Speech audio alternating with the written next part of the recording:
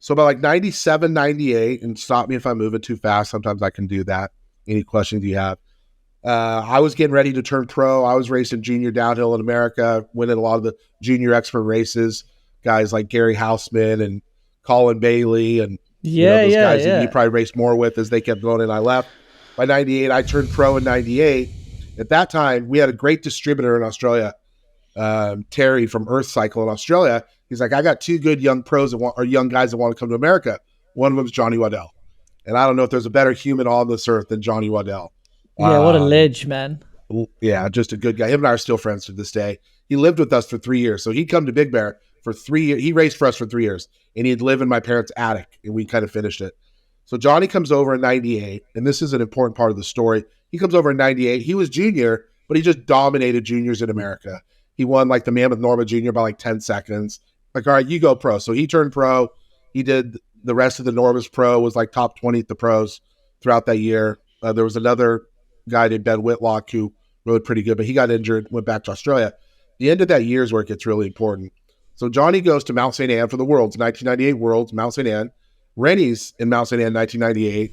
And for people that don't know, Rennie's bike got stolen, and he had to race a borrowed Cannondale production bike, and he got third.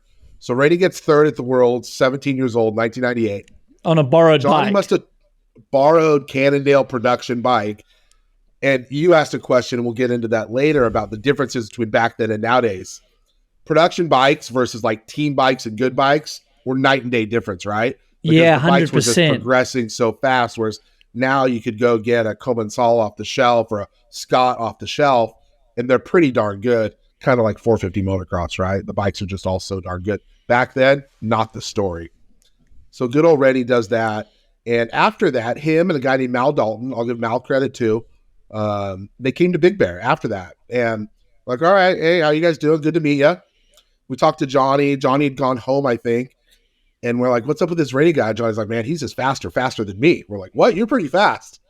So Rennie comes to Big Bear. As you know, there's lots of those amateur cup races and fall classic races in Big Bear.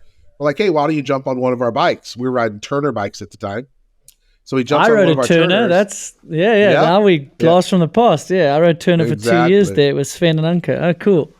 Yeah. So he jumps on one of our Turners and wins the pro class at the Big Bear race. We're like, all right. And those Big Bear races back in the day would get good guys, right? Like, people would show up, some local pros and stuff. So we're like, all right, you're pretty good. So then around about that same time, Rennie goes, well, we have this other guy named Chris Kovarik. We're like, another one? Okay. We're like, how good's he? And Rennie's like, he's way faster than me. We're like, come on, dude. That's so cool of the Aussies. Like, they're kind of, it's quite humble for like Johnny. It's competition, but he's like, you think I'm good? Like, Rennie's faster. And then Rennie's like, dude, you should see this other guy, Kovarik. That's pretty cool, because they could not mention that and get the ride, right? Yeah, just keep it all themselves. Yeah. So we hired all three of them. So for the next year, we had all three of them, right? And we were like, all right, this is cool. Let's go. Let's take the team to another level. Our crank business was doing pretty good. And we're like, all right, let's do this. So 99, we're like, let's do this. We actually sponsored the GT team again with gloves, just with gloves. We hadn't sponsored them for a few years. And we're like, hey, we have this team. We got more Aussies, Chris Kovarik. Chris rode GTs in Australia. And he was riding the Lobo. So we talked about history of the Lobo. And the GT team had ridden Lobos for a couple of years. PD rode some. And they looked pretty cool, but everyone's like, I don't know if they're that good. So GT's like, yeah, we'll sponsor your team. We'll give you all the bikes you want. I mean, they loaded us up with bikes. Well, come to find out, it's because they had a ton of Lobos in stock that they couldn't sell.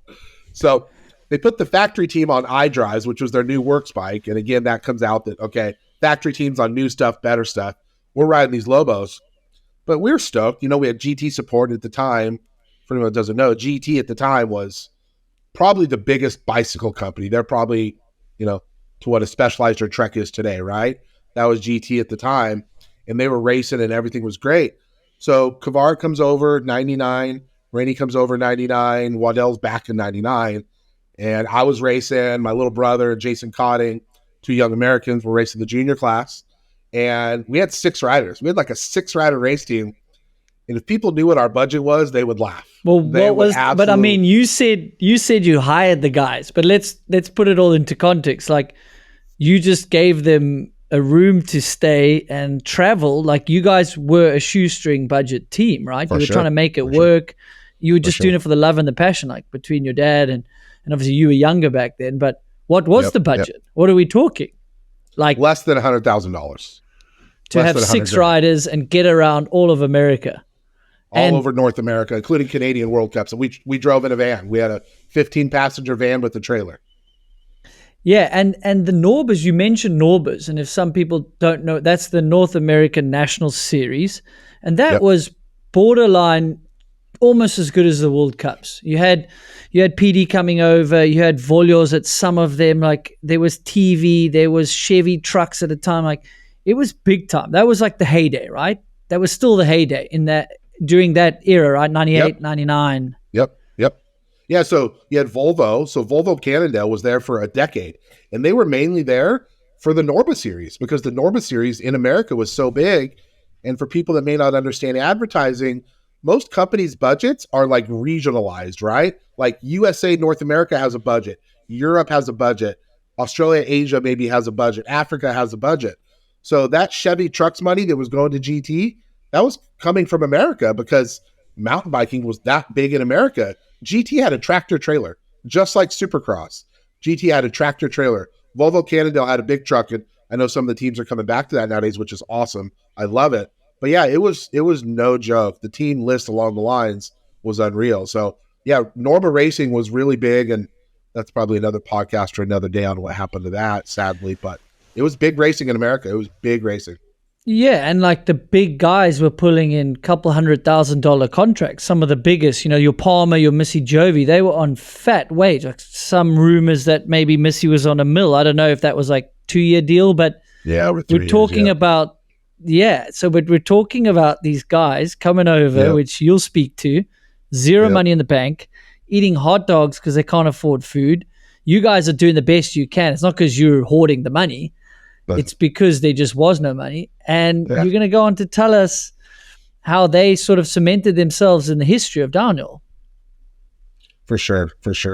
And, we were trying to build our business, Crank, at the time, and Fox was coming in, and Troy Lee was coming in, and these big established motocross companies. I'll be honest with you, like we were barely a couple $1 million company, and we were always, OGK would be like maybe a month or two late with helmets. They wouldn't show up in March. They'd show up in May or June, so we'd like miss the start of the season for product. So it was always that, but we loved it. We still love it, right? I watch every World Cup and listen to most of your podcasts and follow everything. So there's nothing like racing. So let's go to the start of 99. The guys show up. We have our bikes. The first Norba's in Big Bear, which most of the year, the Norba National started at Snow Summit Ski Resort in Big Bear, which was awesome. Loaded field. I mean, the whole GT team was there. Volvo Cannondale team was there. Yeti team, Specialized team. Palmer was there. Kurt Voorhees was there.